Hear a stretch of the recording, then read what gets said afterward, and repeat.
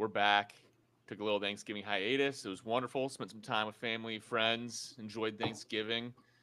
Uh, but we're absolutely stoked and excited to be back.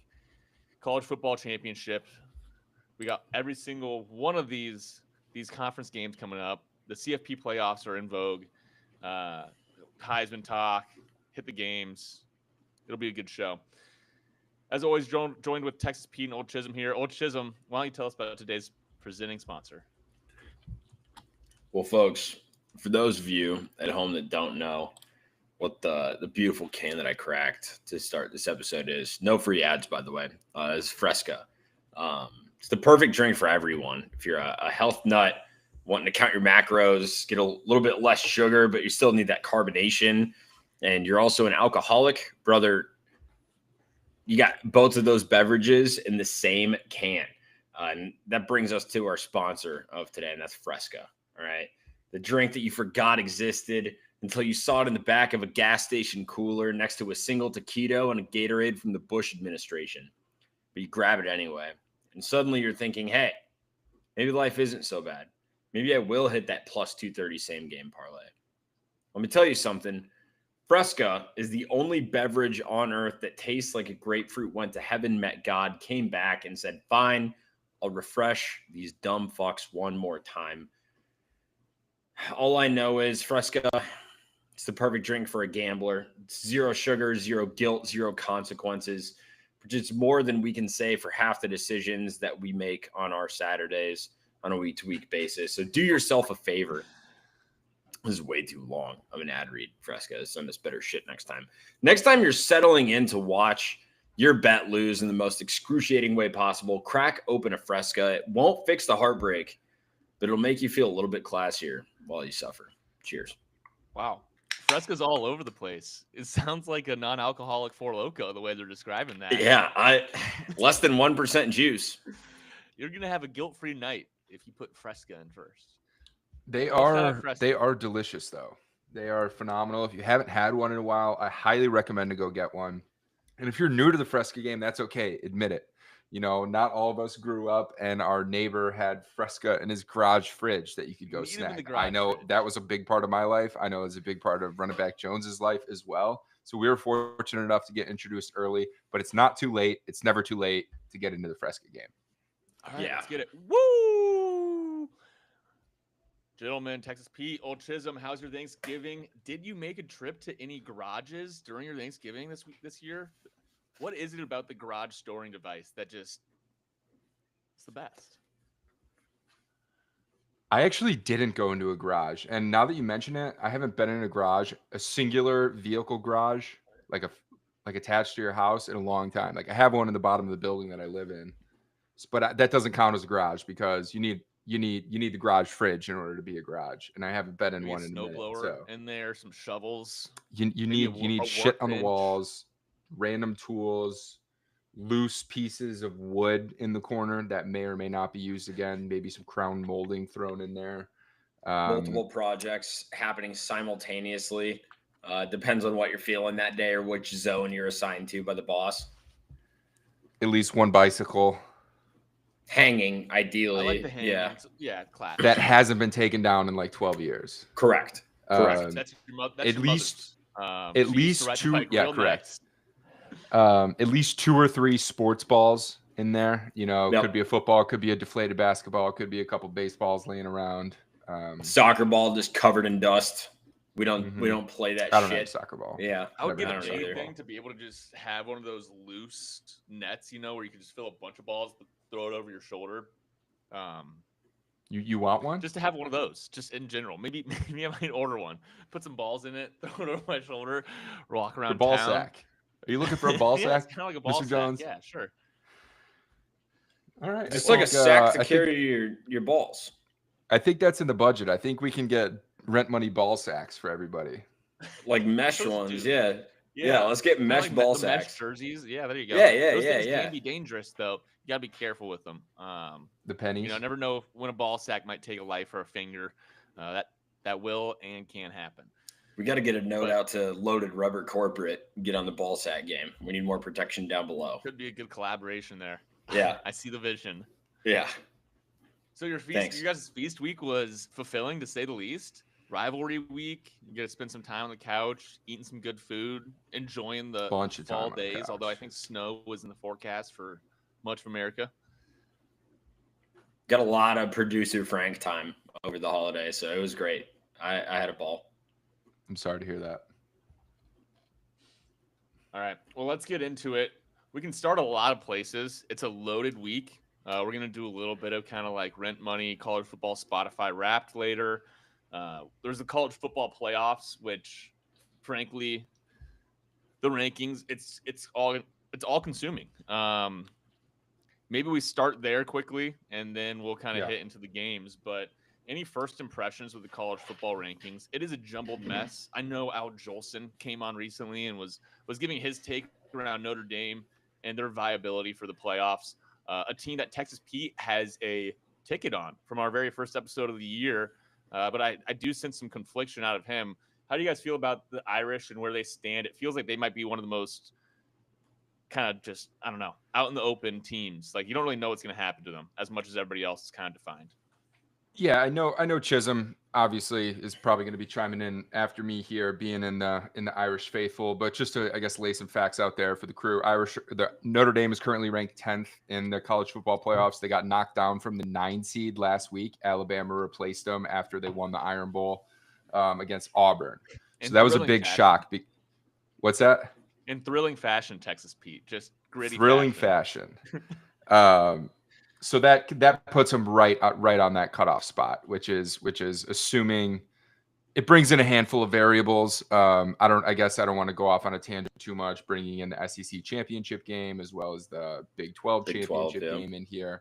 But Chisholm, go ahead and talk Notre Dame before I go off and steer the conversation in a different direction here. No, I don't think I'll disagree with anything you have to say because statistically and factually, the story is that, Notre Dame lost to Miami head-to-head. And I think if it comes down to it, I think the committee will decide Miami over Notre Dame because of that head-to-head.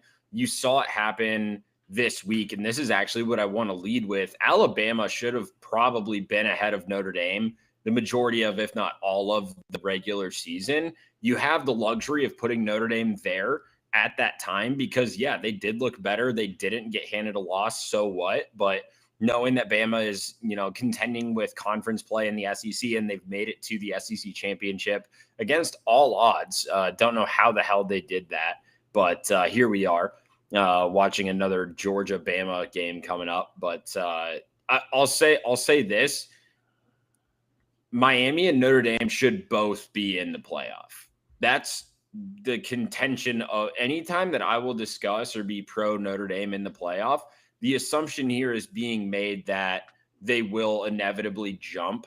I think Miami will eventually get to the 9, depending on how the Big or the ACC plays out. But that's only possible if Notre Dame is at the 10. If not, I could see Miami sneaking in there. But I think the thing that everyone needs to admit openly is that Notre Dame has looked like probably, other than Ohio State, the best team in college football for the last 10 weeks. And I get what, all of the arguments can say, but keeping in mind they had the freshman quarterback making his first ever start on the road at Hard Rock, losing that game by 3, and then losing at home the next game by 1 to 2 teams that will or should be in the playoff. Like that's the foundation of everything we're talking about here. And I think it's important that that gets laid out and agreed upon because that's what the facts are. Like, I don't want to talk about box scores and how this team beat that team by more because we literally just watched Miami score on like a 30-yard fade with 40 seconds left. Like this, you're watching in real time teams try to run up the scores for this exact conversation for all of the casuals out there that are like, oh, well, they beat them by more. And it's like, okay, they did play. I would say that Miami currently is in a situation that's unfortunate, and it's because a lot of these conferences are too damn big, where I think most people will look at them and they say Miami's probably the best team in the ACC, watching the games this year, but they're in a situation where they can't can't compete or play in the national or in their conference championship. And it's looked that way for a while now, just based on the way the cookie crumbled. And a lot of these teams don't have, common competition within their own conference, which is a problem. The cream rises to the crop a little bit more standardly when the conferences were back to their normal size. Texas Pete, what are your thoughts, I guess, Indy, Miami, that kind of group of people? I think it's the most interesting group of teams, programs on the board. I think you just really brought up a great point, being the common opponents. Very common tiebreaker across the different conferences is going to be record against common opponents, and then common opponent common opponent winning percentage type thing. Like that's baked in there. It gets but like confusing so quickly that I it is, ignore and it differs from I don't conference to even look into conference just too. tell me what. Just tell me the answer. It's a fun read, when you're killing time in the office and you're getting in a debate with some of your coworkers. But I digress.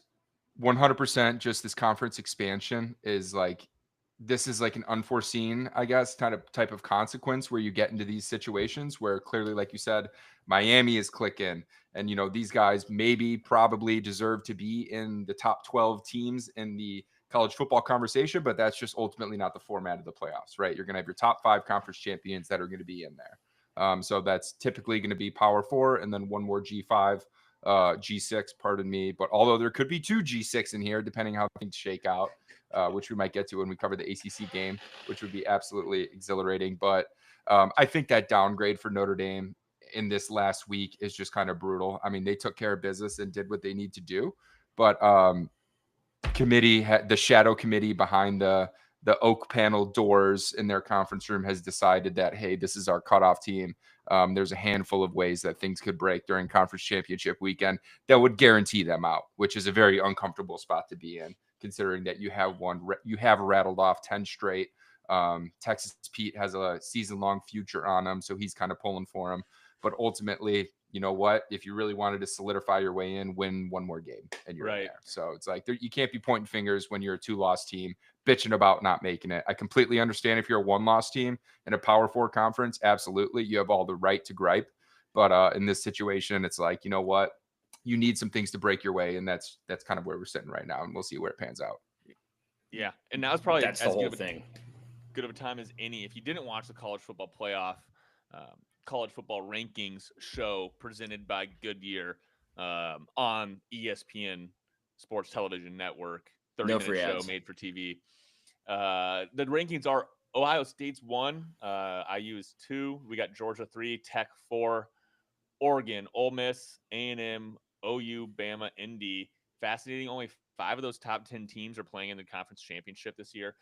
Rattled off Oregon, Ole Miss, A&M, and Oklahoma. Those 4 teams are in the sweet spot. Like, they have really nothing to lose, nothing to play for. They're going into this week probably pretty much already prepping, expecting to be in the college football playoff. Then you got ND at 10, mentioned them. BYU with a big game. We'll talk about them once the Big 12 championship comes up, which should be a doozy. And then Miami, Texas. I don't even want to spend too much time there. You're probably getting that on all fronts on every other one of your college football podcasts, TV shows, articles. We'll see what happens with Texas. Then you got 14 Vandy, and then I'll just call out North Texas and JMU, 24 and 25, and yeah, one other team in front of them at 23, Iowa. Old Chisholm, what's your take on the North Texas, JMU, some of the smaller conferences here as our proverbial muscle? Just can you give us like a quick read on the G6 or what we could expect coming out of there in 2025, I mean, 2026? You just watched their best coaches get poached. So Golesh going to Auburn, Sumrall taking the job at Florida, the former Tulane coach. That's what the American Championship game right there. So like those, Tulane kind of was going for it. North Texas going after it. USF had a great shot at it for a while. I don't know, man. I think you're starting.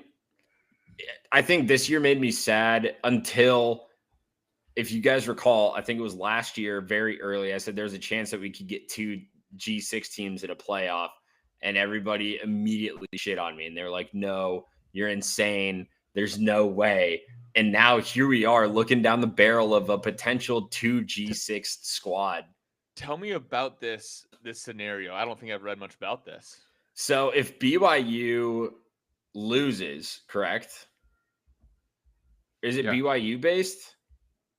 No, it's it's the ACC. It's Duke. So if Duke beats Virginia, ACC would just not be in the playoff, and you would have it would be this.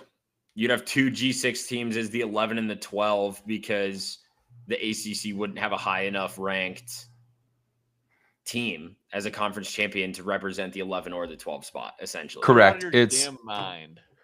It's BYU losing to Texas Tech. It's JMU beating Troy, and then it's the winner of the American Conference is probably going to be in or is in 11. Yeah, and then do you think they're going to let that happen? A lot of worlds. That would bring insane viewership to games that were historically low viewed last year. Everybody knows. You think JMU and the rest of them are going to bring in the crowd? JMU and the crowd, 100%. It's non-negotiable. I'm not speaking on like population numbers and like what's beneficial for the networks. I'm speaking about my people right now. So that's where I agree. I would love for that to be the sickos would love this shit. If it's in the rule book and that's the way the cookie crumbles, once again, it would. We got to put actually. That it was a few. This is a 5-loss Duke team we're talking about. But in the real world, where I typically reside, it just is. It's not going to happen. They wouldn't let it happen. Some of us like. It's probably the problem, and that's where we need to stand strong. Andy Dufresne. Yes, sir. All right. Any other comments, concerns, or thoughts or opinions about the rankings here, and then we can move on. To, as soon as I saw Notre Dame got bumped to 10, my heart dropped. I literally have a text that I sent out on Saturday to my brothers. We were talking about this game. We were nervous. Owl Jolson was in the chat. And we were just discussing like, but at least we're at 9 and not 10. Like 9, you have a little bit of wiggle room if something crazy happens. 10, there and also there's no more games left for Notre Dame. So people that want to talk about how it's this huge benefit for them, like, no, if they were in a conference right now, other than the Big Ten, they're dusting any team. Like Notre Dame would kick the shit out of, I think, any team in college football right now except Ohio State. I can say that with confidence. At a neutral site field, I think Notre Dame wins by 4.5. Against anyone? Any team except Ohio State. I think that's the only team that I would put higher. I don't disagree. I think a lot of these teams in the middle are semi-mediocre and like who is beating Notre Dame in a neutral site? OSU, IU. Indiana's beating Notre Dame right now? Yeah. You're out of your mind. Maybe Tech. Tech's really good.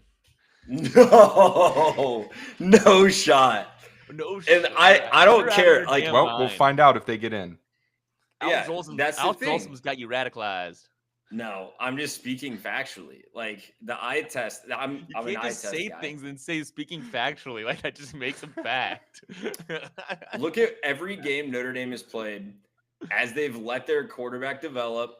As their O-line is meshed. Against which no team has improved more over the course of the year. I don't think you can argue this is the most improvement, Ward. But yeah, they've done a good job of coming along this year. And they were already a contender coming into the season. So if you have a team that was a contender. We agreed, Chisholm. You told me that you weren't going to take preseason rankings so seriously this year. I'm not. Well. So now where do we go? They're title contending coming into the year. Each year's a fresh blank slate. Exactly. If you're Notre Dame, you're contending for a title every year. When you come into the season, then you don't very unsuccessfully losses. But you weren't maybe they're title contending now, but they weren't then. Their goals were. Well, that's like saying my goal is to wake up at 6:30 in the morning and work out. Like it is. I'll say that when I go to bed. It doesn't mean I'm gonna do it when I wake up.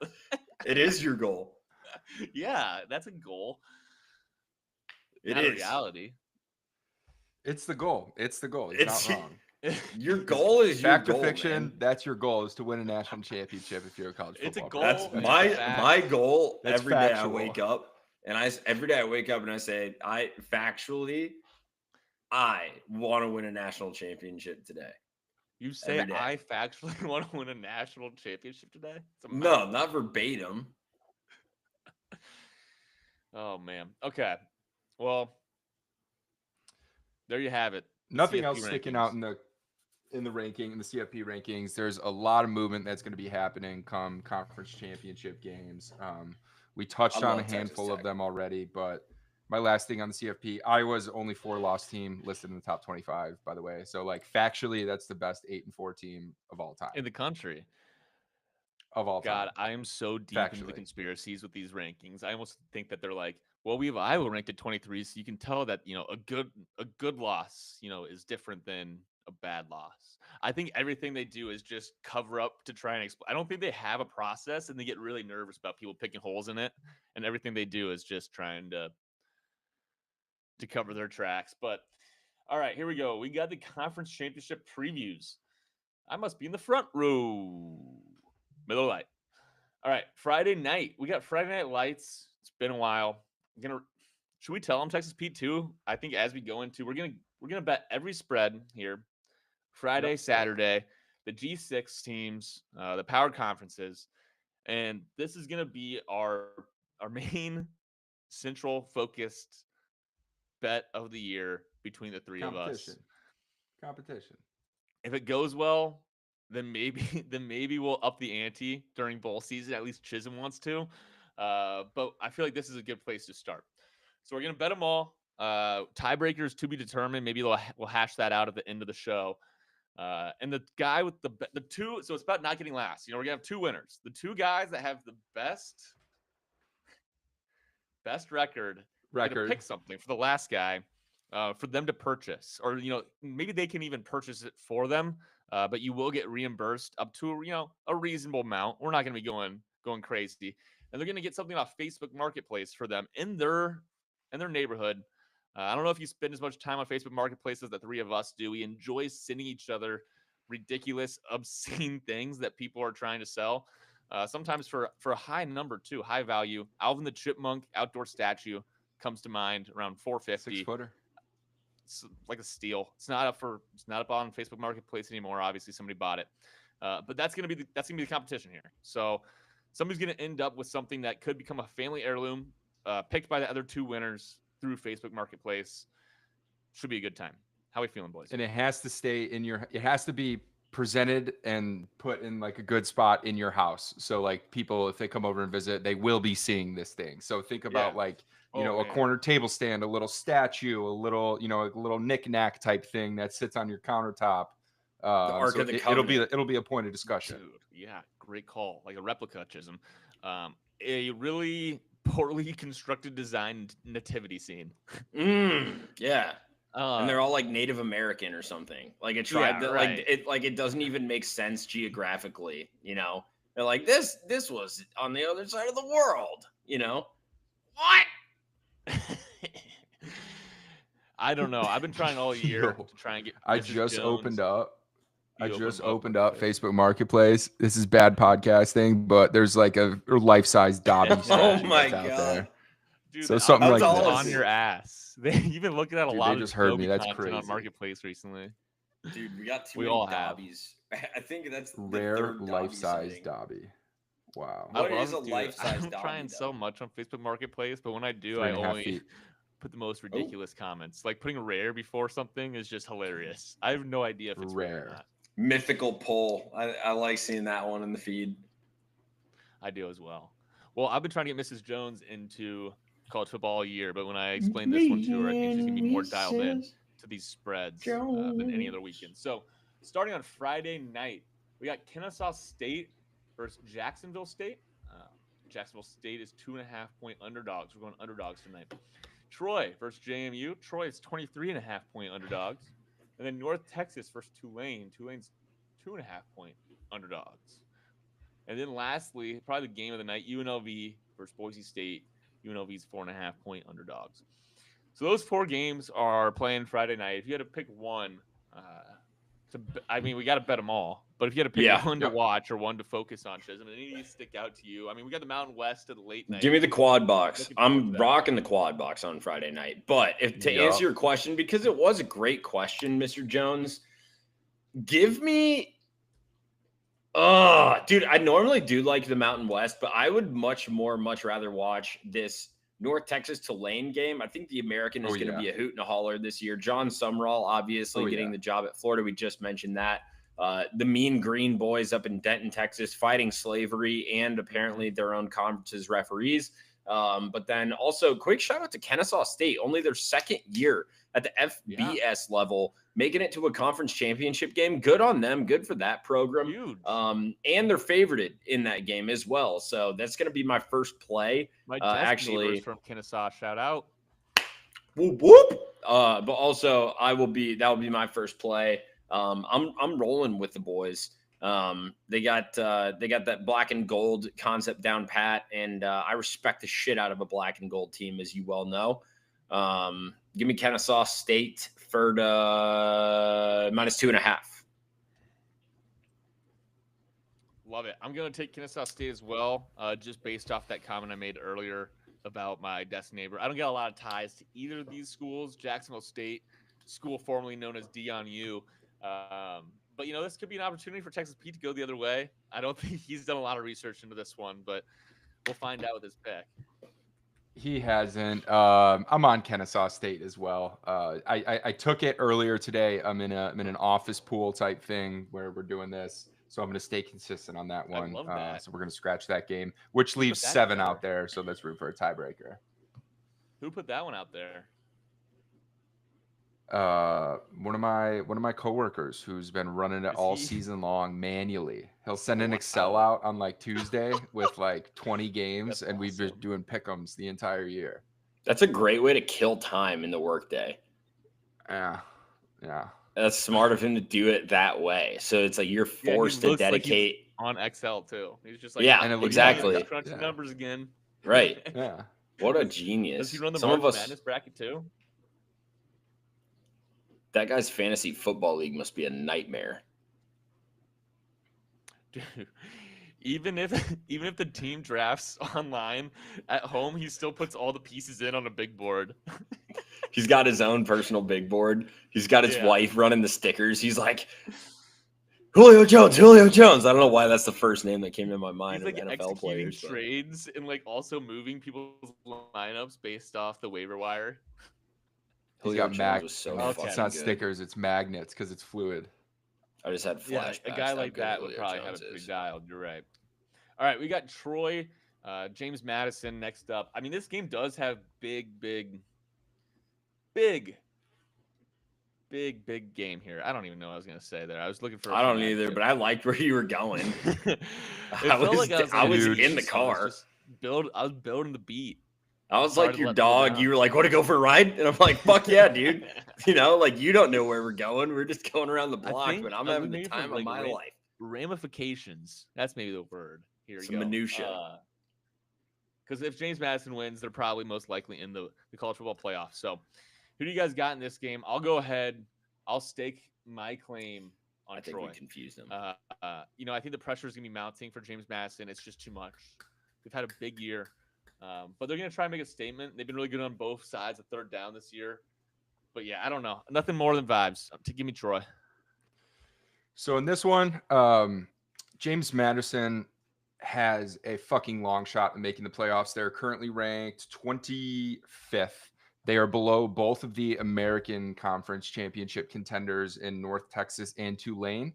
So JMU's only path towards the college football playoffs would be Virginia beating Duke in the ACC championship game. You don't think JMU but that being said, jump North Texas?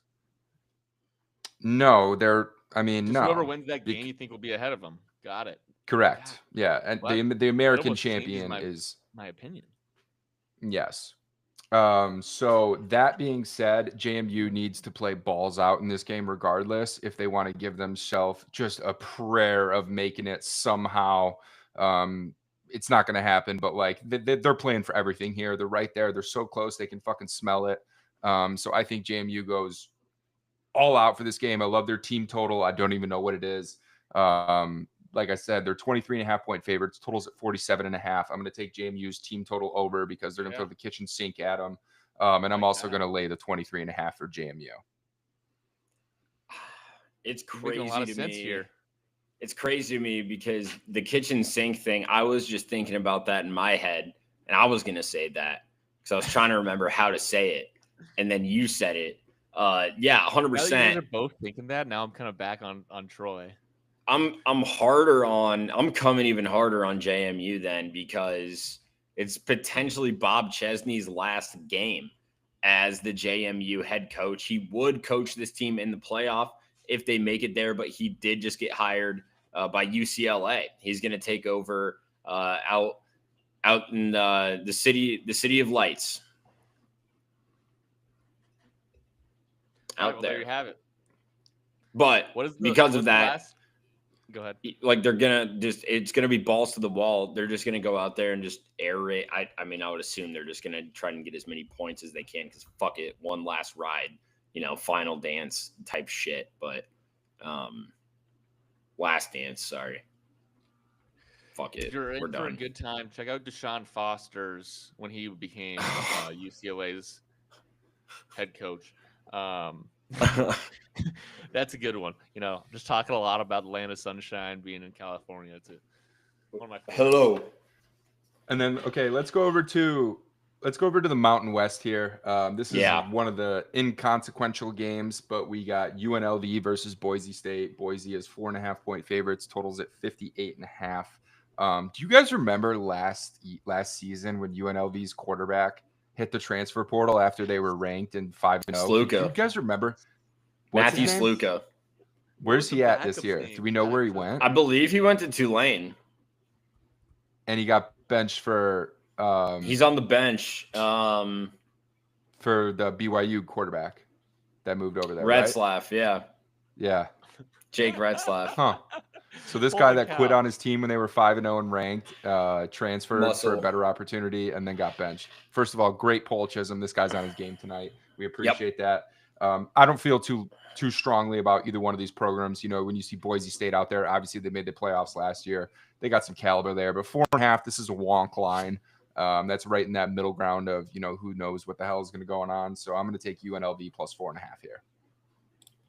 I'm gonna go purely on this is my vibes pick of the week. I'm gonna go Boise State minus 4.5. I like Boise State. I like what they stand for, and I hope to see another proposal after their bowl game this year. Over the last 4 games, Boise State's outscored them by I think around 78 points, winning all 4 games. However, UNLV covered all 4 of those games, which I find to be really interesting. We're going to go with Boise State here. The line's at a more manageable number than the historic years. In 4.5, this is a team that typically doubles up on UNLV. Got a lot of respect for that Boise State program. Meanwhile, as Pete mentioned, UNLV, they're here now, but what kind of program are you running over there when people are quitting halfway through the year? I'm going to hold that against them here for at least 1 point in this game, which pushes me over to the Broncos. And we're going to go Boise State 4.5. Okay, last game is North Texas versus Tulane. This is a Chisholm special. I mean, and also this is a game you love to see, and I love that Texas Pete called out that this game kind of has college football playoff implications because the American has been the best college football program in the G6 now, probably for 2 or 3 years. That was a title the Mountain West held for a long time. But top to bottom, there's 4 to 5 teams in the American that you could see flirt or pop into the top 25 at any given point in the year. Teams like Memphis, that's like randomly ranked 23rd in week 6. What do you guys think about this game? I think it's the one I'm most excited for Friday night. For sure. This is must-watch television. If you're going to watch one game on Friday night, this is going to be the game to watch. It has direct playoff implications. We touched on it earlier, but just as a reminder, Tulane is currently 20th in the CFP rankings, and North Texas is 24, which leads you to believe that this is going to be one of the highest-ranked conference championships to get an automatic bid in. So the winner of this game will be in the college football playoffs. So this is going to be awesome, man. That being said, there's something about Denton, Texas, man. There's something about the mean green. There's something about Tulane's coach leaving. He's not coaching for this game, right? He's coaching. Oh shit. Yeah. That throws it off a bit. Yeah. Texas's head coach is going to Oklahoma State. Oh. Coaching as well. He's coaching as well. It's a coach off. Oh, it's a coach off. Shit, These guys are both coaching their last games. Dude, this is going to be Oklahoma sick. State. Tulane said they'd let Summerall coach, too. If they make it to the playoff, he'll be the coach. Which is a perfectly normal way to handle it. Yes, it is. Yes, it is.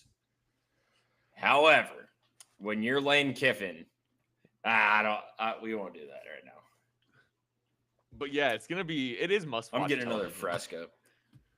I don't know. I have some thoughts about that. Maybe we could talk about it another time. But I'm going to be riding. Call me up whenever. Yeah, whenever you guys want to. I mean, not to go off on a super tangent, but it's basically the reason that these programs aren't letting their incoming coaches stay at their current programs for a playoff run, typically, I guess, is because the transfer portal opens in early January.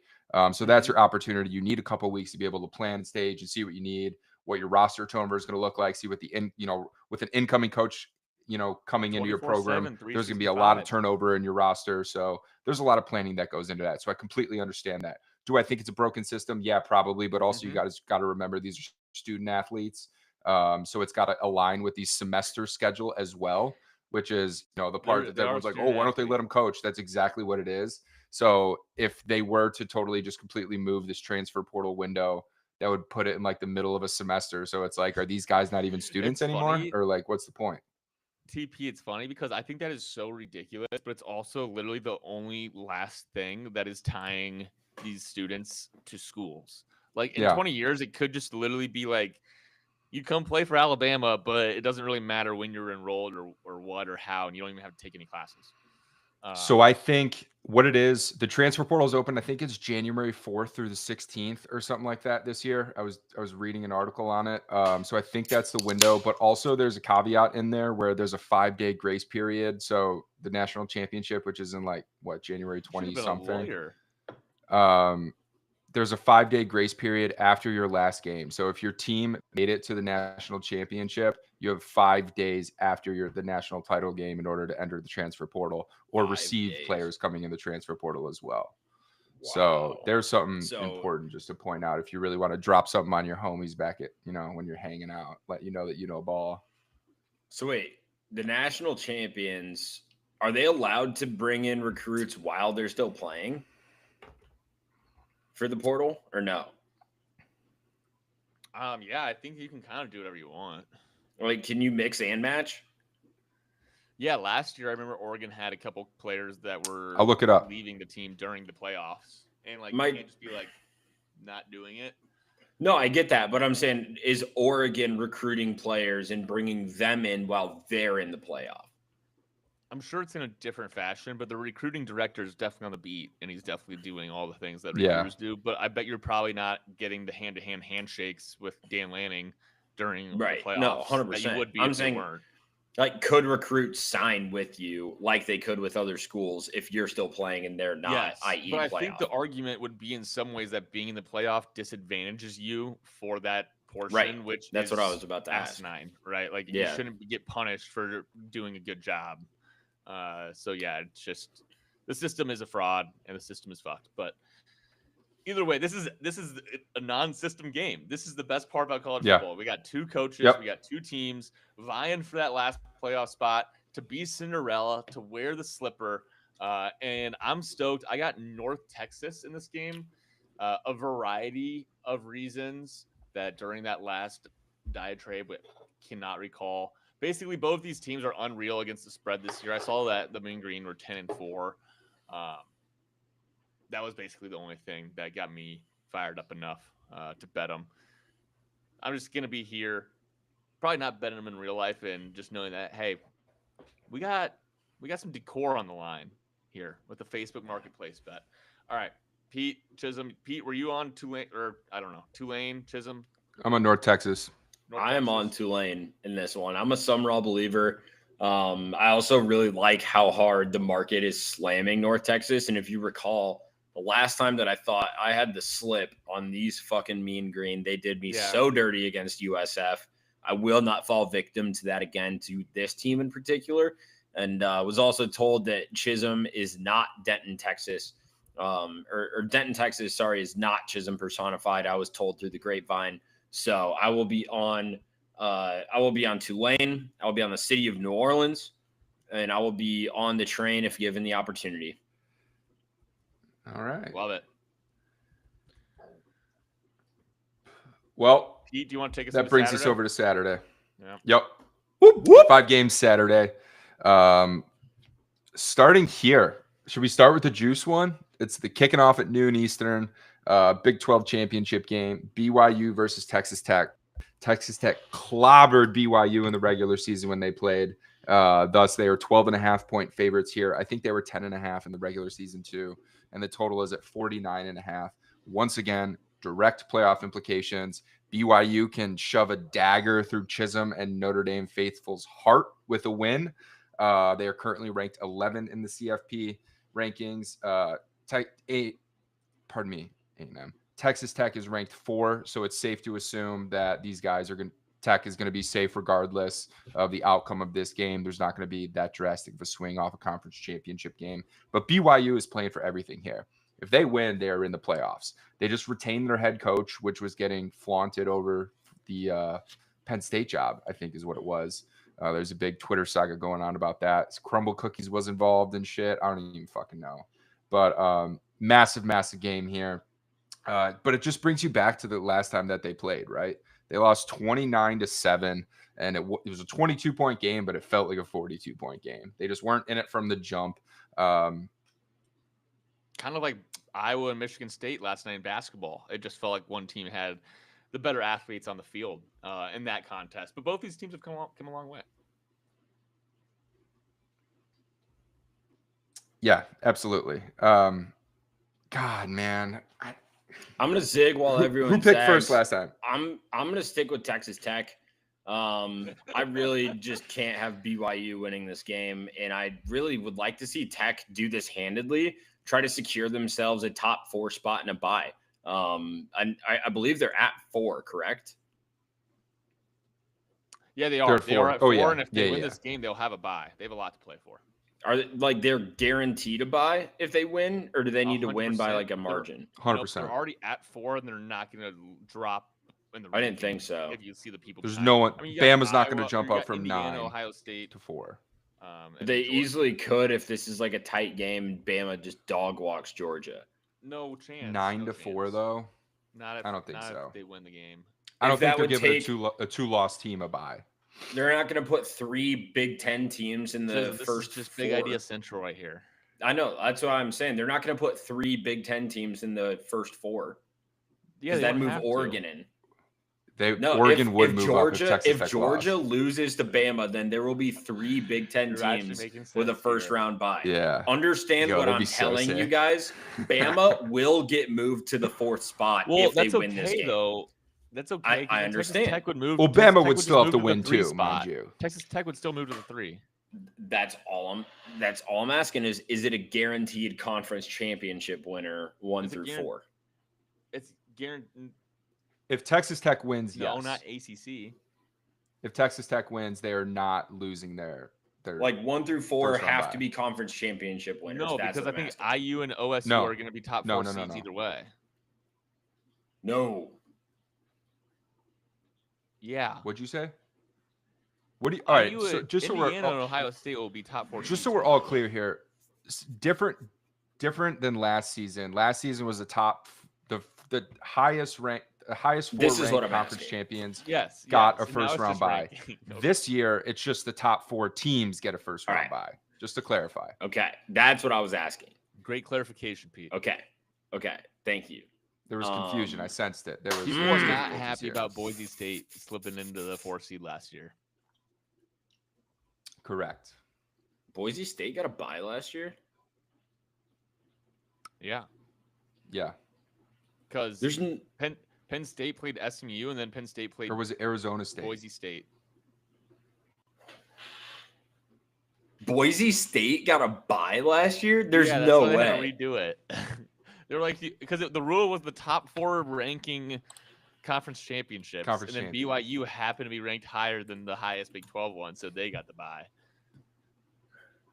And then Penn State played them after they beat SMU. Oh my God, yeah. Boise State was 3 and Arizona State was 4. So both of those teams. Crazy. Wow. All right. So without that, that's how Notre Dame got in so easily last year. Okay. So hot damn.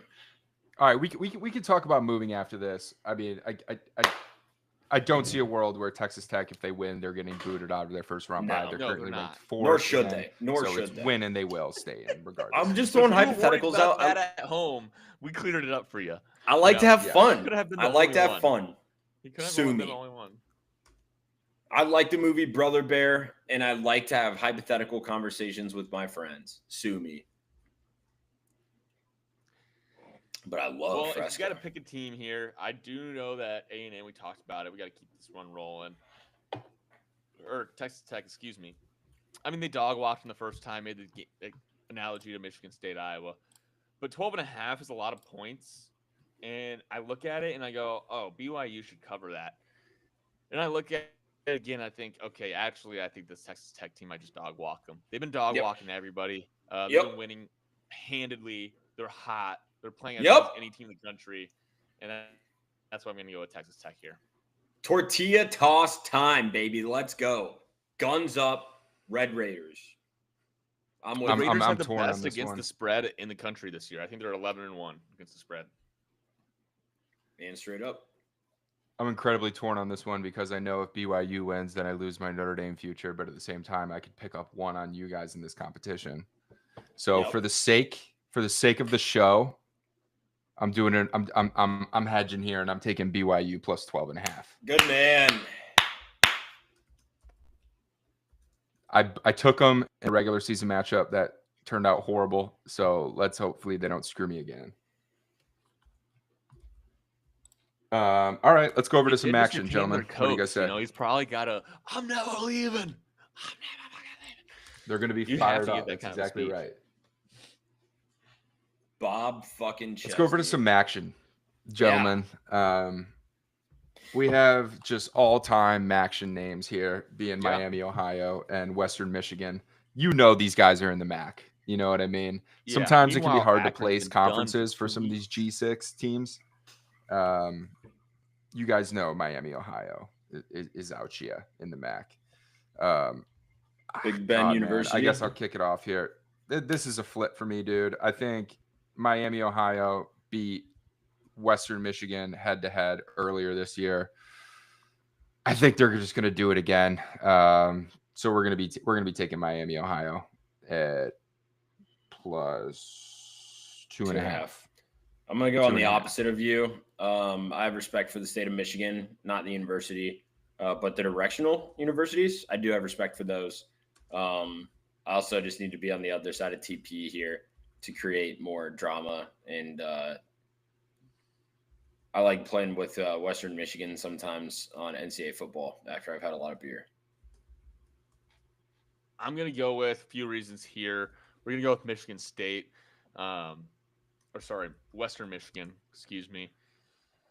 Miami, Ohio, their starting quarterback, DeQuan Finn, left the program with 2 games left before this game here.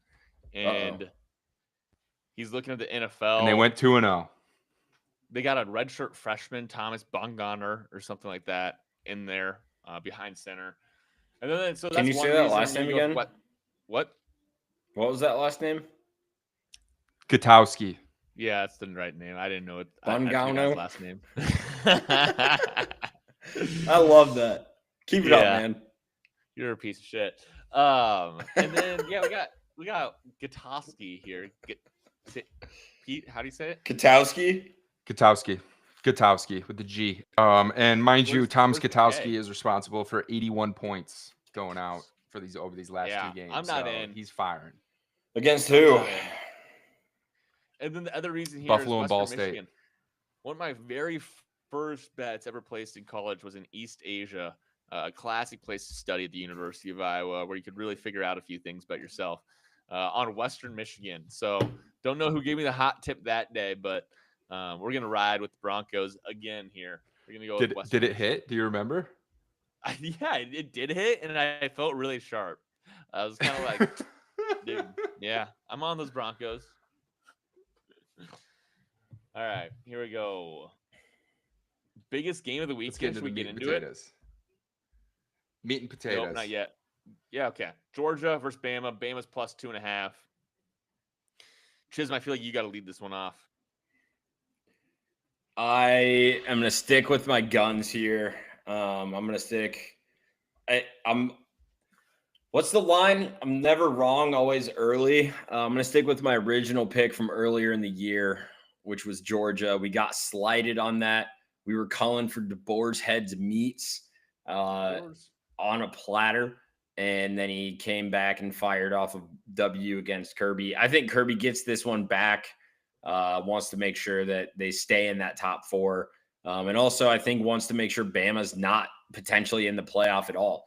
A 3-loss Bama team, I get that, that's a conference championship game and you can't punish them. But there's other teams that don't have 3 losses that are in the SEC. And they were just as deserving to be in this game. And what does that tell you if you lose to a team that you had previously beat? Can I go into maybe a tangent on why Bama jumped Notre Dame in the rankings to allow for Bama to lose this game, and still have them in the playoffs? And then like Notre Dame would go back to 9, depending how things shake out. But I don't know. That just came to mind. Didn't mean to cut you off, man. Texas fans would be going insane, but they lost 3 in the regular season, not a conference championship. But it's the manner by which this game is played. It's going to have to be close. But I do think a field goal is enough. Kirby and the Dogs get it done. I will go second on this one. People forget. I mean, I guess people don't forget, but Bama arguably has the best win of the college football season, going on the road in Athens, taking them down. I mean, you'd be hard-pressed to find a tougher atmosphere and a better win in that situation. Maybe you could argue Indiana over in Eugene. But regardless, it's up there in the conversation, which says a lot, right? But I just think, man, there's something about these Bulldogs that are just kind of buzzing. They're not doing it in a sexy way. They haven't done it in the same traditional way in the last few championship seasons that they have had here. They've let up a decent amount of points, I guess, now that I'm scrolling through here in these like they're not just completely blanking teams, which they've done in the later stretch of the season against lesser opponents. But when their defense wants to get up, they get up. But otherwise, and it looks like they kind of have been lately. The thing about their defense to me has always been that it always, and this is a testament to Kirby. Like, it always looks better in the second half. Like, I mean, dude, the Texas game last year is where it started. Same thing this year. Smart football team, and they look worse in the second half on defense than they do in the first. They're still the best program, and I think coach at making mid-game adjustments. Yep. That's why, to Chisholm, Indy's win against them last year was so impressive, because I feel like Marcus Freeman outcoached him in the second half, which you rarely see. But yeah, it's impressive. Their defense, it's kind of like Iowa's defense. Iowa's defense always have to bring back to Iowa. Already. Didn't have anybody all first team Big Ten, but they're top 10 in the nation nationally for adjusted defensive metrics as well as just points per game. And that's kind of like Georgia's defense. I'm not sure if they have anybody on the all SEC team yet. I'm not sure if those have came out either. But it's a team that just kind of plays together and knows their scheme, and they can give a big scoring amounts, which we have seen this year. I mean, what was the first game? Texas beat 24-21 Bama. But it's going to be interesting on the field. I don't know. Do you have a pick here, Pete? I'm on UGA here. I am too. Which puts all right. Here's the thing, too. A couple of Kirby's straight up against Bama in his career, in his head coaching career, albeit a lot of these were against Saban. He's 1-7 straight up, which is just not good enough. And he's going to want this more than anybody. And he's kind of last year, it was a situation where if they won or lost the SEC game, I don't think it really had big implications for either team in a lot of ways. But this year, he has a lot riding, I think, just personally on this game. At some point, he's kind of got to get that monkey off his back, and I think this is their opportunity to do it. So I will also be on Georgia 2.5.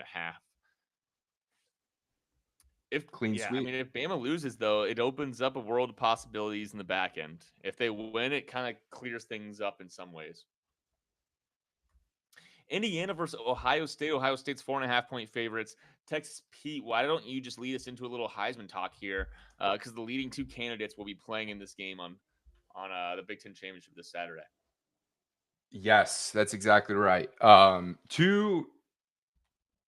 It's going to be a quarterback award this season, folks. Right now, just going back over to the Heisman standings, pretty much neck and neck. It's going to be whoever comes out of the Big Ten Championship, I think, takes it down. And we got another wild card in there, but we got the clubhouse leader right now at Doses and Mendozas at plus 160.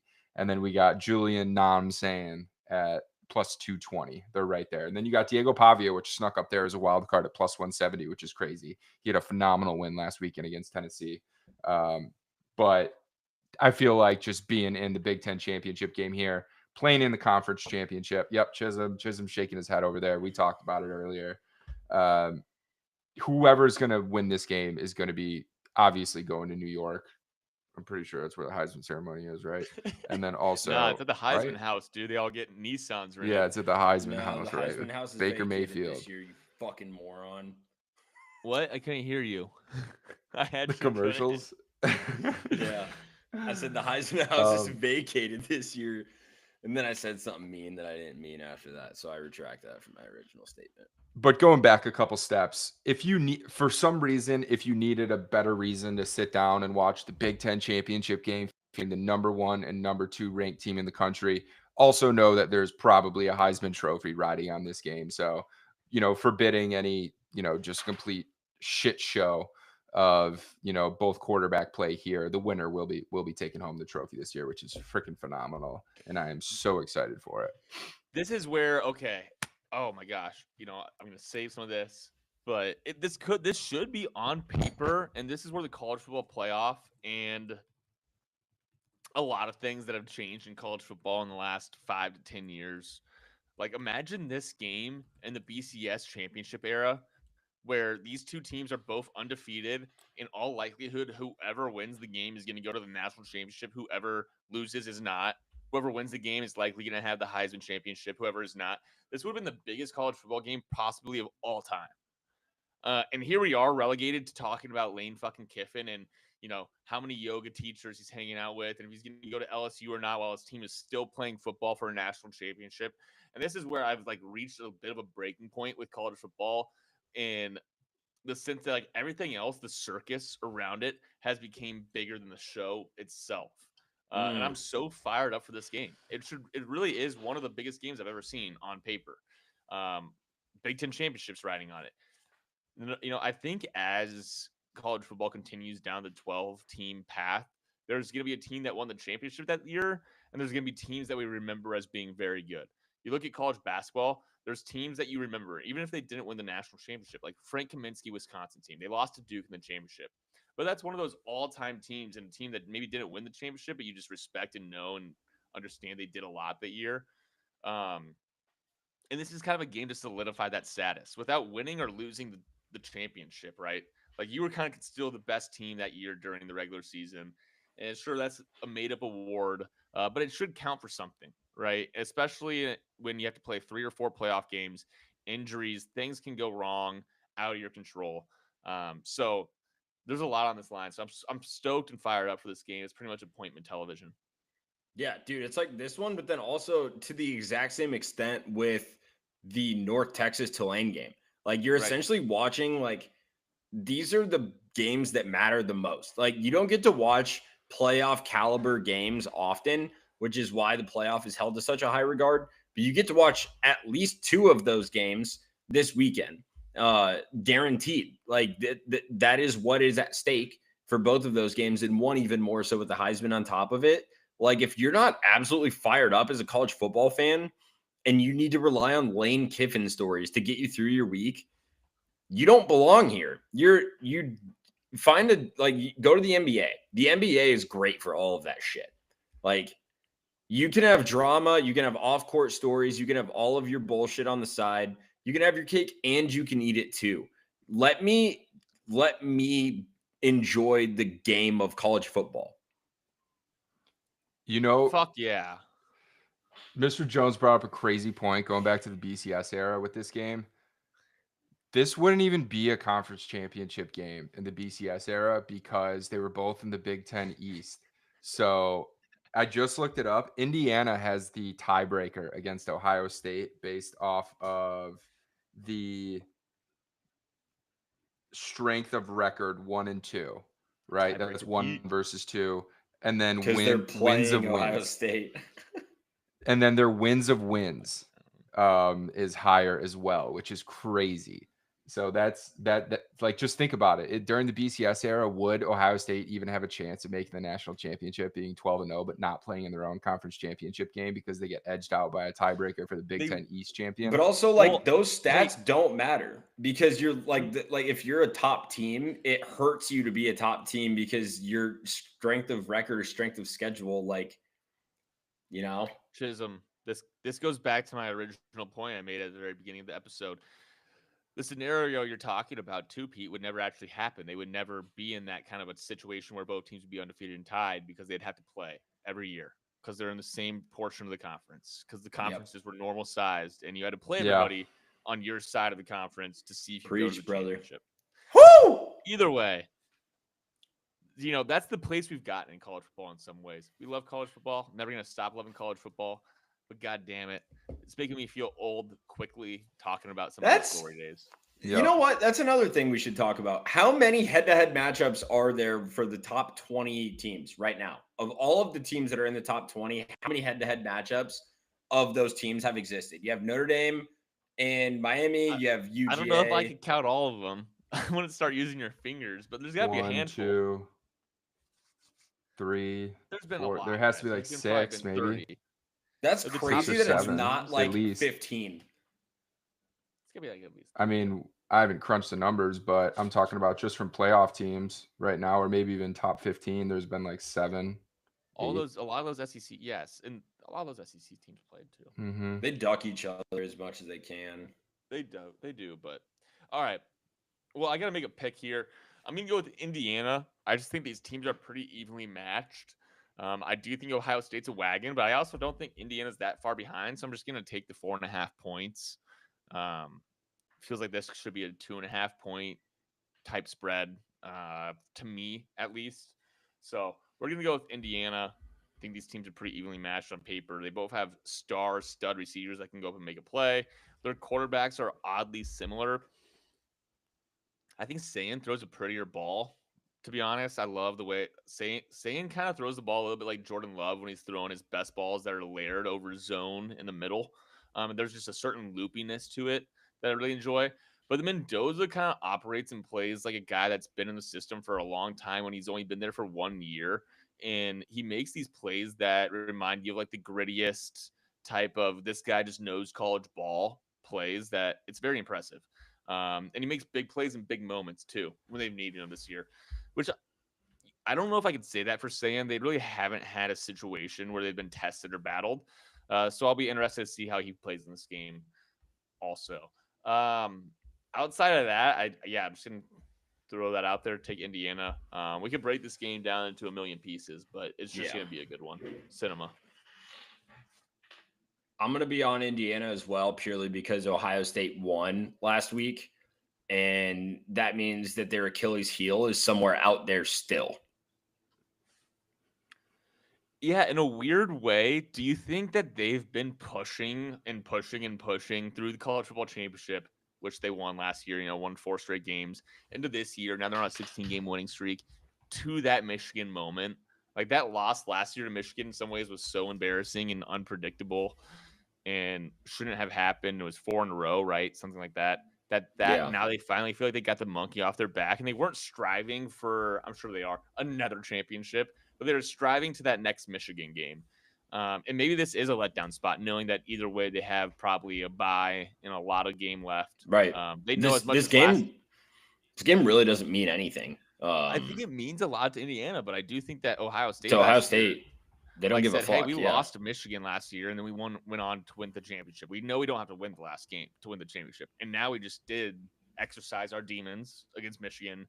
This game, I mean, yeah, we want to prove a point. We always want to play hard. We want to win the game. But how bland are we going to go knowing that Indiana might also still be an opponent we play in the championship game? Right. And I don't know. I just feel like Cignetti is better built for this specific game where it's like the guys just have more to play for if you're at Indiana. If you're at Ohio State, who this game really means nothing. You're focused on the playoff right now. Like this had a Big Ten championship would mean a ton for the University of Indiana. No one really gives a fuck at Ohio State anymore. That's a great point you just brought up by not, I guess, showing your cards against a team you could potentially be that will be making the playoffs and you could potentially be seeing down the road. Right. I feel like that X factor is like going to come down to like the coaching then. You know what I mean? Do you trust not just an overarching, but like as far as how much you're going to show, how badly you need it. Like you said as well, a Big Ten championship for Indiana would be absolutely massive. But until we get proven wrong, I think Ohio State's just been a covering machine this season too. I think they're like 9-3 at the spread or something crazy number like that. So we're going to take them -4.5 just to go on the other side of you guys, get me some juice. I can't believe you guys are both on Indiana. I would have zagged if I were going last year and taken I was going to say I would have gone Ohio State, but I knew you were going to take them. So I'll take them. I also like Indiana in this spot though. Although I will say, I was just gonna say, if Indiana wins this one and they rematch, I'm gonna be taking Ohio State because I think that means that Cignetti and Mendoza kind of just put everything out there to get this one. Although I don't necessarily think that's the case. Their bags are deeper than that at this level for these caliber teams. I do think Cignetti is pretty cerebral. In the sense that maybe he's the one. I mean, I know we're all playing it up like Ohio State's the team to sandbag, but Cignetti's pretty cerebral himself. What if they just fucking sandbag?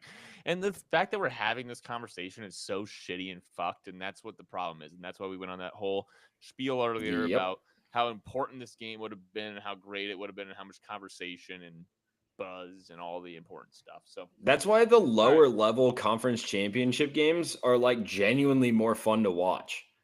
You would think this is everything. Both coaches are leaving next year. It's like this is everything. No, those are for the playoffs. I'm saying the ones that like whatever happens after this game doesn't matter. We're gonna do Spotify Wrapped, and I'm gonna tell a quick little story, at least from my Thanksgiving period, that I think hopefully sheds a little bit of light on. We got to talk Duke, Virginia too, right? Yep. Duke versus Virginia. Virginia's 3.5-point favorites, over under 57.5. We talked already about the Duke-Virginia circumstances that could arise in terms of Duke maybe not qualifying even with a ACC championship, what that would mean for Miami, what that would mean for North Texas, JMU, Tulane, those schools as well. But on the field between Virginia and Duke, I mean, Duke's a team that's probably excited to be here. Cards kind of fell their way, but Virginia's been a close game machine. They're like last year's Kansas City Chiefs. It hasn't been pretty, but they just find a way to win a lot. And they were undefeated and you know, cresting at a top 10 ranking earlier this year. Who do you guys have in this one? Virginia. Same. Beat them earlier in this season, doubled up their score 34-17.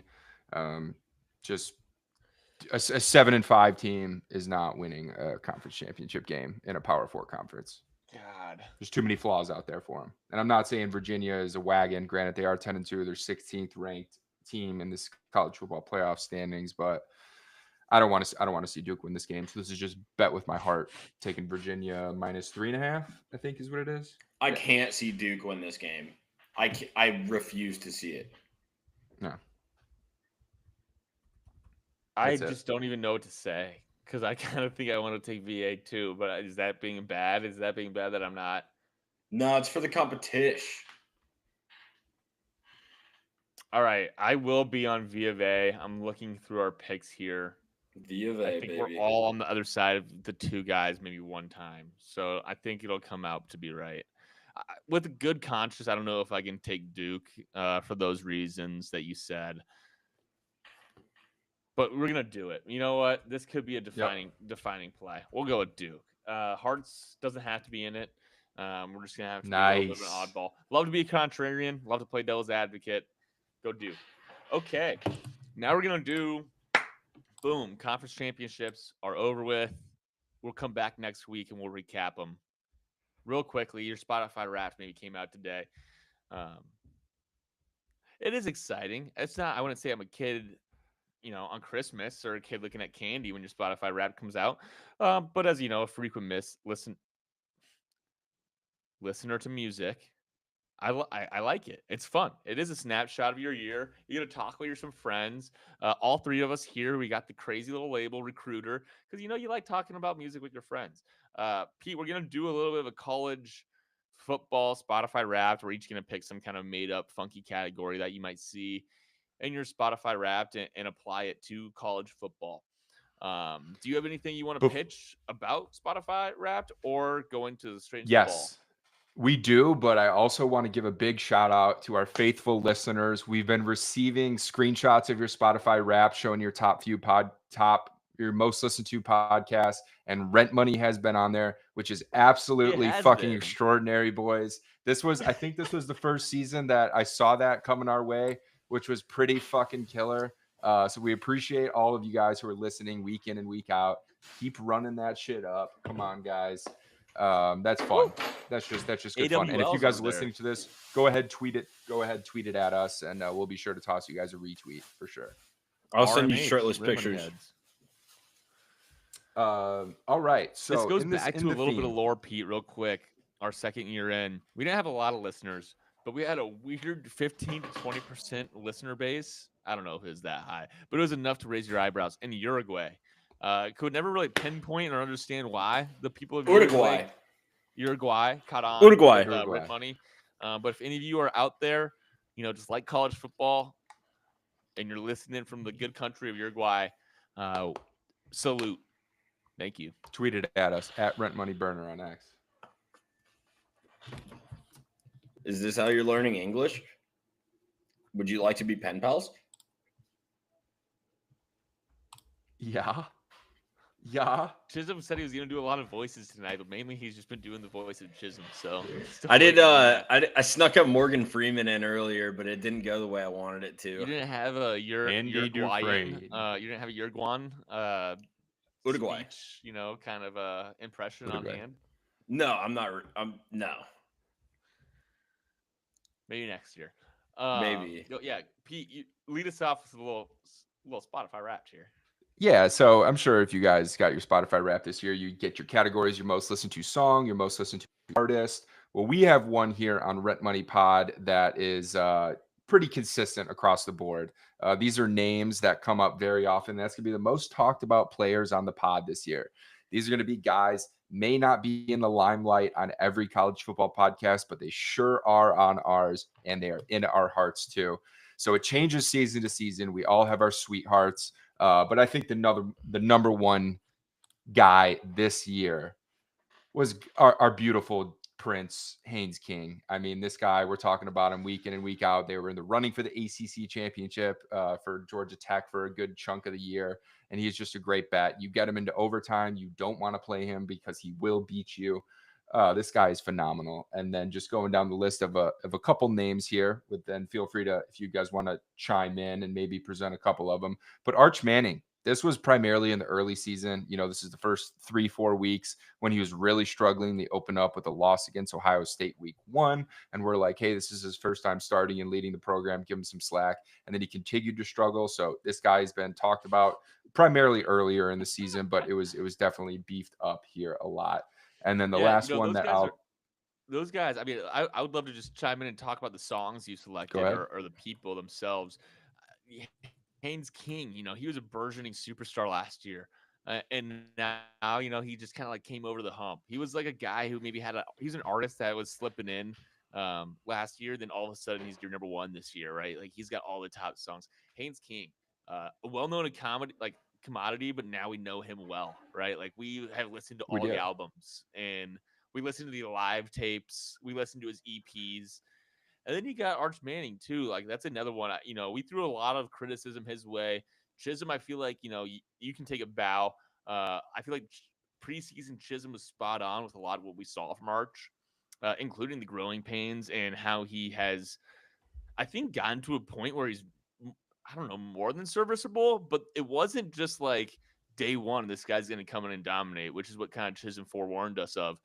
And that's a good call too.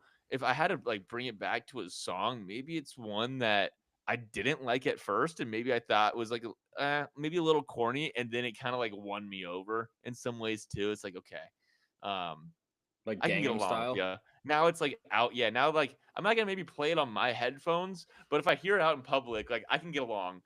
Maybe this is Red Bottoms by Cardi B. Never was a song I would play, but at the right time at Summit, I could get down to a little Red Bottoms by Cardi B. All right. I like how we're all I going hear in ya. pretty different directions with this Spotify Wrapped theme. I have Virginia Tech's #1 song that they listened to this year, and that is Bless the Broken Road by the Rascal Flatts. After finding James Franklin, somehow, someway flipping 7 commits from Penn State to Virginia Tech. The state of Virginia is up right now. Maybe the state of Virginia has been listening to a little bit of Sabrina Carpenter this year, a little bit of Juno, because they're horny. They're ready to go. And I think that's a perfect segue here. Mr. Jones just left, but this guy, one of the most talked about players on the pod this year, was near and dear to his heart. Maybe all right. I'll save this one for him when he comes back. He's having some technical issues right now. Actually, here he is. He's had to put Mr. a hat Jones, on. why don't you present? I was looking at your guys' hats, and I kept like my hair is falling all over the place. We're Like, an hour pissed me the 18 fuck into off. it. Why don't you present these next two for the most talked about players on the pod? I know you had a conversation and you told a story Yeah. on a week's episode here. So go ahead, bring it up. Well, I guess one of them's gonna be coaching carousel. It's definitely driven the narrative of college football this year. We've touched on it a little bit. Lane Kiffin. Not that one. Well, I'm gonna we'll start with that one. Yeah, and go ahead. There's a lot to be discussed there. I mean, there's coaches that are moving to teams that we don't even know about. Shout out to Colin Klein. We'll talk a little bit about Colin Klein. I grew up a Kansas State fan. My pop's is a big Kansas State fan, went there, and good God, it's just hilarious to see like real college football fans hanging out. So Colin Klein, everybody's got him linked to Kansas State. He's Texas A&M's OC right now. Is elevated to OC at Kansas State underneath their current coach that just retired, Kleinman. Wow. Pretty excited to see that Colin Klein's going back. Point being, I'm back in Thanksgiving at my parents' place, and the big game's on. Ohio State versus Michigan. Most of the college football national narrative is going to be around this game, and can they do it? Are they going down? Will Ohio State be able to right the wrongs? I'm sitting here in the living room. My dad wants to watch one game only, and that's 5-6 Kansas State versus 4-7 Colorado Buffs, right? And I'm like, oh, the big game's on too. He's like, I don't give a shit. Like, I'm gonna watch Kansas State. Like, that's what I do. I watch the Kansas State games, whether it's against fucking 5-6 Kansas State versus Colorado. It doesn't matter. But the point being is that we're a national podcast. We talk about the big games, but the average college football fan, all they really care about is their team and like what their team's doing, and they're going to be faithful and they're going to follow them, whether that's their best year or not their best year, playing the good teams, not the good teams, and that's where a lot of this coaching carousel stuff I think is so alienating to the average fan. Like Lane Kiffin to Ole Miss to LSU, it's a big story. There's a lot going on. This is a team that's going to be in the college football playoffs, right? But at the same time, like my dad, for example, the average college football fan that just wants to tune into their team, also see some highlights and see how other teams are doing, could give two shits whether Ole Miss is going to lose their head coach to LSU. So it's a good reminder, a little bit of what we talked about, I think, on this episode already, is that the college football fan is so rooted in their teams, and that's where people get so defensive. And I don't know, it's just a good reminder that hey, the national college football fan is a little different. And so coaching carousels is one of the genres, and it sucks when your schools are paying out $1 million boo-foo money for all these guys, but it is what it is, and a lot of people care about their teams. So that's one of the genres of the year. We can maybe go back to songs. I guess maybe I was supposed to talk about another, but I did enough talking here on that tangent. No, I think you brought up a great point. And then, but also going on the other side of, I don't want to no disrespect to Mr. Jones's dad here, but call him a local college football fan. You know what I mean? Who clearly watches his own team, which is absolutely what you should do, right? If your team is playing, it should be front and center on your TV. That's the game that should have sound on through and through. But also the coaching carousel, which was our number one genre this year for obvious reasons. Big name moving, big programs, still have openings and poaching and whatnot. It has gotten into such a level with social media now that they're tracking flights, they're doing everything, they're reading in, they're finding these clues, they're like gamifying it almost here when it's really just a business decision. You know what I'm saying? Yeah. So you're really able to sink your teeth into it, and it's pretty good entertainment, during the week, your Tuesdays and Wednesdays. When there's not, any football on the TV for you to watch, that it's a blast, kind of great way to kill time in the middle of the day too. Yeah, I think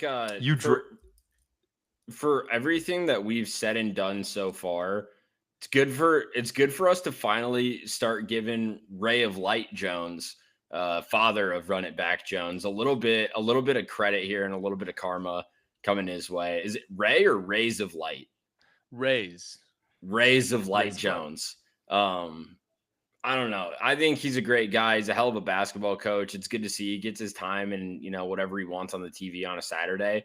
One can only hope to achieve that status at any given point in life, especially when you're married with kids. And shout out to Ruby Jones as well. He's a unique beast himself. I think, around the third quarter, it looked like the Cats had it, in a decent place. He's like, I'm just gonna go out and shovel. He can only sit down for so long. He's got to be constantly moving. So he left and he loves to always growing up too. The Chiefs are on. He's like, he's gonna shovel from it's the middle of summer. He's gonna dig up some dirt or something from quarters 2 to 3. And you know why? He'll be there for the first quarter and he'll be there for the fourth. Who God knows what happens in between. 2 reasons. He's gonna start tinkering. 1, he gets on base, and 2, unique beast. That's all it is.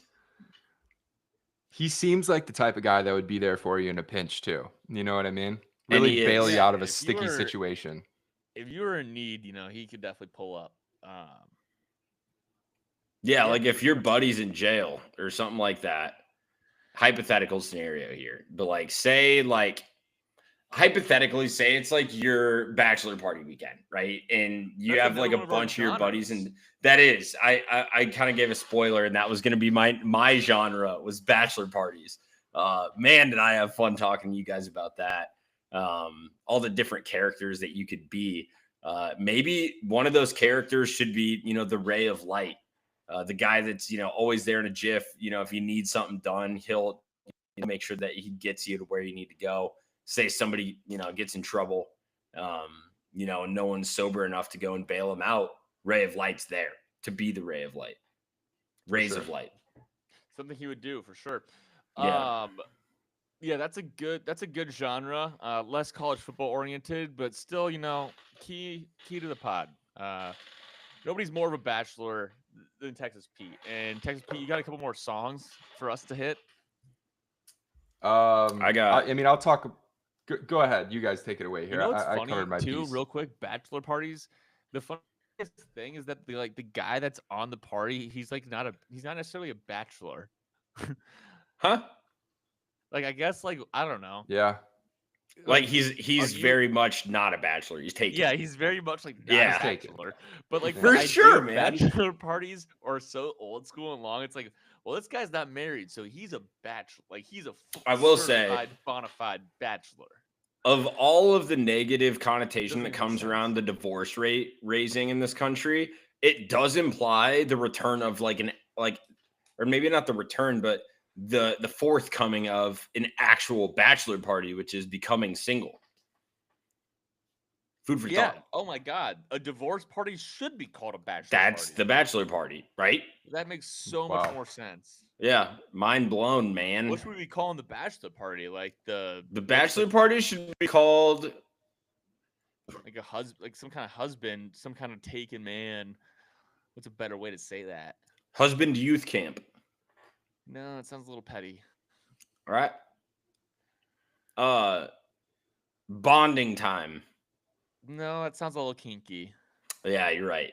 I didn't even. Very. What about the lady killers? That's something that could work. I think All right. that one might play. I don't Another know. thing I was gonna say, number one artist listened to for many Chisholm personified fans out there, Alan Jackson. You know what song specifically, Texas Pete? The Little Man, because we're out here rocking the G6, representing. I'm making sure to always provide some of that muscle, always get the coverage to where it needs to go. Sunbelt, more like Fun Belt. Bounce House, more like get out of here, Scott Frost. We're not talking about UCF right now. That's what I'm on lately. I love that, Chisholm. Your Spotify rap's just yourself because you just want to wrap yourself up and get open like a present, huh? Ooh. Yeah, I don't know what the fuck that was, but that's one of your many voices. All right, Pete, give us the last 3 to 4 names you had on your list here. This is a good place to start. I'm sorry we took you off base here. Yeah, feed me, great little raps, beaver. but we want to hear all your songs. There's just a couple songs left. Big plays throughout the college football season on him. He plays in the ACC. He's on a relatively inconsequential team considering they fired their coach and just had a new one come in this upcoming season. But that's going to be Kyron Airstrike Drones. Right? This guy is a rushing machine. Mr. Jones, Mr. Chisholm, both have been on him a ton of times. His name has come up on the pod a bunch, and well-deservingly so. So give it up for Kyron Drones because he's been around all season. And then along with that as well, in the same theme, we got our guy, Steve Angeli, Peanut Butter and Jelly. I'm sorry that we lost him too early. He's not dead. He just got injured. But in the college football world, it is almost the same thing because he had his moment to shine with Syracuse. He was tearing it up. But unfortunately, just wasn't able to stay healthy. But nonetheless, we were still bringing him up week in and week out. And then not a player, but just an honorable mention here, I guess, almost. Newt Rockney. Give it up for Newt. This guy, we allude to him. I forget if that was this year or last year when we were talking about the trains. I think it was last year. Yeah. But we refer to it all the time. So Newt Rockney, any train references are going over to him. So that's going to round out our top 5 here for the most talked about players on the pod this year. Yeah, huge. And one more man that's an honorable mention. You know what I'm talking about. Well, big fan of Newt here. A little behind the scenes, a little inside baseball for you all. Last year, we did a few things on this pod that we could probably try and do again. We'll see how good we are at doing that. This is kind of like my goals and dreams of waking up and hitting the gym. But, we made some clips occasionally. We put out some graphics. A lot of that was due to the great blessed fortune and nature of my previous position at my employer. But this year, a little different. Beside the point. Last year, we put up a graphic of Chisholm getting all riled up, all fired up, as he does, has a little bit of a muscle. They can be a little quick to fight. A little roid and rage. We talked about Newt Rockney for a little bit, and I've never seen him more upset. And there was a damn near a schism within the podcast, and Chisholm almost started making people pick sides, as in Texas Pete. Thankfully, it didn't come to fisticuffs, but god damn it, was it close. I don't remember it like that. I do remember being pissed, though. I was like, how dare absolutely pissed. I was livid. I was like, how dare they talk about Newt Rockney like Where this? the fuck do you get off, Jack? I was like, this guy's a goddamn hero. On my ass. Biff Poggi, though, was the last one I was going to say. Love Biff. Liked him. He got Michigan their best win of the year. Do you think Biff? How old is he again? I think we talked about this. He's like 70. Yeah, he's up there. 65. I think it's time for us to put a fucking bow on this. Yeah, I'm looking at Pete. Hey, well, thank you again for joining us on the Pop Off Podcast Network. This is Rent Money here, conference championship. We're running through it. You know what? We talked about it. We will get a graph out for this one. God as our witness, because we have a Facebook Marketplace bet on the line. And it's best that people, maybe we can get some screenshots, fellas, of some of our best Facebook Marketplace finds and put that there. We'll put together a little Instagram collage. So check that out on our Instagram at the Pop Off Podcast. And shout out to everybody that's been listening to us this year. Texas Pete mentioned it, but it is humbling to see, our name in between a PMT or Bill Simmons. Not that I would compare us or our listening base to that at all. That's far from what I would say. Although we do have better sponsorships, but it is still just kind of humbling and funny to see that. And it makes you feel good a little bit. Keep fighting the good fight, and we'll be back next week as we always are to break down more college football and talk a little bit of rent money. So Texas Pete, Old Chisholm, get us out of here, please. Chisholm. Yeah, go ahead and tie a bow on this thing. Crazy. After this episode, we'll be talking about playoffs. We'll be talking about bowl games. You got it. You name it. We're gonna give it to you, and we're coming even harder. But before we do any of that, make sure you get out there. Tell your bookie that we say hi. No ifs, ands, or buts about it. Thank you for listening. See y'all next week.